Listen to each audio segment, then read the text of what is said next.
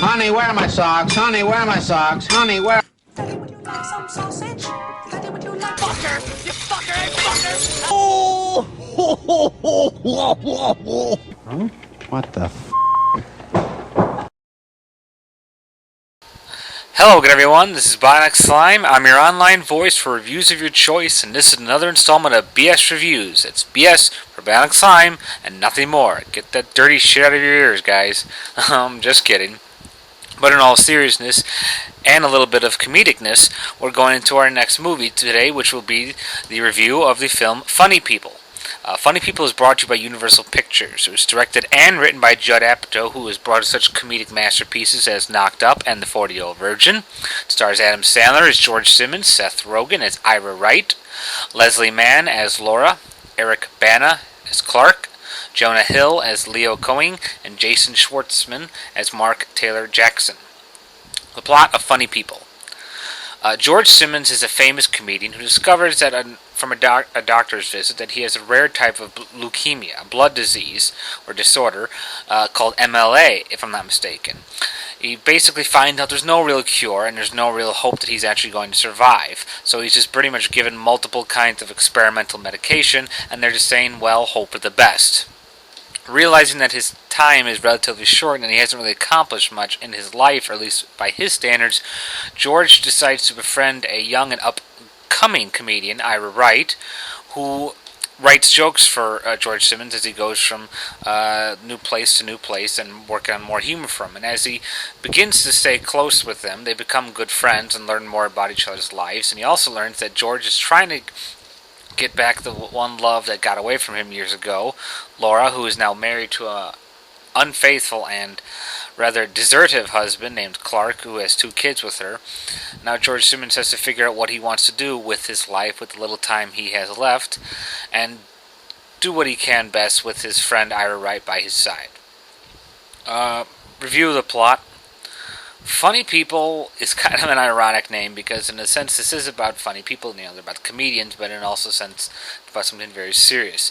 I really, really applaud Judd Apatow for taking a plot that is not like the usual relationship complications that he does in his other films, and even the ones he's produced are similar, like Forgetting Sarah Marshall and Superbad in that. And what I liked about this was the fact that he took something serious and he still tried to make it funny, but he never left that serious note. And I really admire him for that, because this is a very different kind of movie.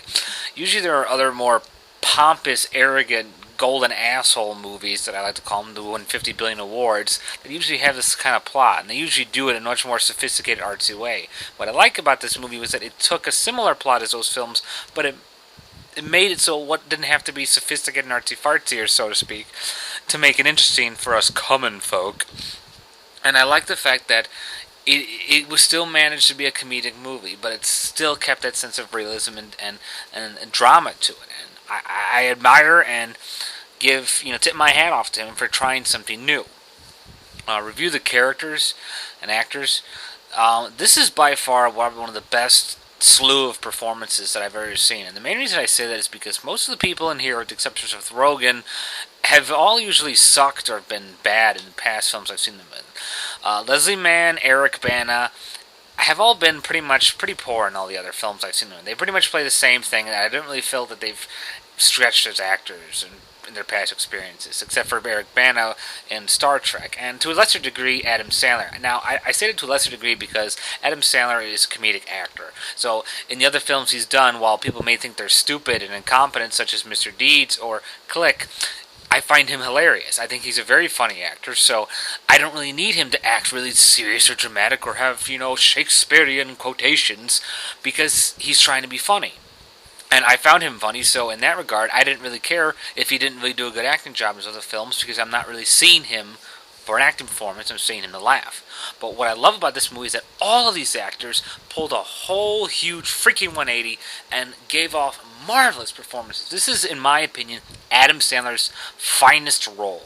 He was excellent here. I never in my life would have thought to see him turn into a cranky old kind of guy because of this disease. It almost makes him seem like he's 80 or something from the way he acts. And I just love the fact that he really got into character here. He took this role seriously, and even though it's a comedic role, you really got the sense of emotion of the, he's doomed, he's dying, what he's, questioning the rules and things of life. And I usually see that from more, Emmy award-winning actors and stuff like that. But Adam Sandler managed to pull it off, and I really commend for that. Seth Rogen was very interesting here because he wasn't the same lovable teddy bear that people make him out to be in the other films. He was much more serious here.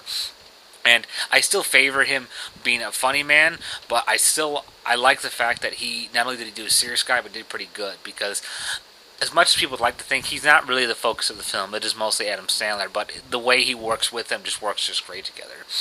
As I said, Leslie Mann, Eric Bana, both gave a very charming, realistic, honest performances. They seemed like real people. They didn't seem like cliched character concepts.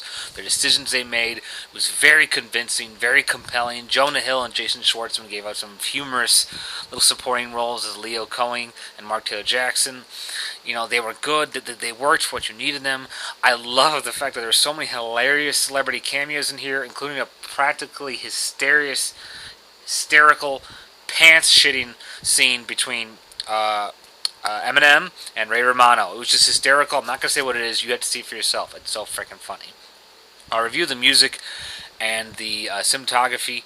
There's a lot of close-ups in this because it's a more serious movie, so you see that a lot more. So that was good, but what really grabbed my attention about this film in terms of that was the more on the music. The music was really deep here. Some popular tunes, some subtle ones. It really played well with the film. It stayed with the film. They were soft and subtle and deep. Particularly this one really lovely scene, very touching scene, where Ira has put together a musical playlist for George, and George is laughing, thinking it's ridiculous. And as Ira is going through the songs, he's listening to them saying, there's a theme message here, and then he hears this one song and just really moves him.